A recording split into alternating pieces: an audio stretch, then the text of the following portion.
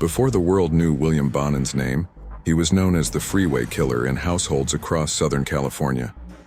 He was convicted of killing, sexually assaulting, and brutally torturing 14 boys and young men between May of 1979 and June of 1980, when he would roam the labyrinthine roads of SoCal in his beat-up van cruising for victims.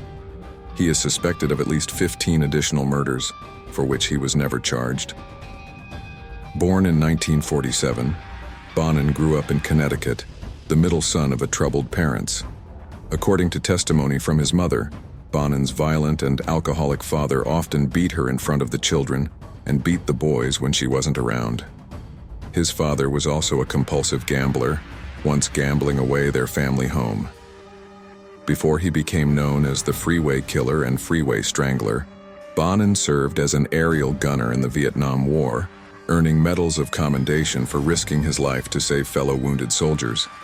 However, it was learned later that he assaulted 2 soldiers under his command. After an honorable discharge from the Air Force, Bonin returned home to live with his mother in Downey, and according to the Los Angeles Times, neighbors recall screams from his house and attempts to lure in young males with X-rated movies and alcohol. He was convicted twice, first in 1969 and again in 1975, for sexually assaulting a total of 5 boys between the ages of 12 and 18. He pleaded guilty to charges including molestation, sodomizing, and kidnapping, and underwent psychiatric examinations that determined he was mentally disordered. When he was paroled for a second time in 1978, he soon found a job as a truck driver, and his predatory ways quickly spiraled downward into murder. Bonin trolled neighborhoods and highways in a dingy 1972 Ford van looking for young victims, whom he usually bound, sexually assaulted, tortured, and killed in the vehicle.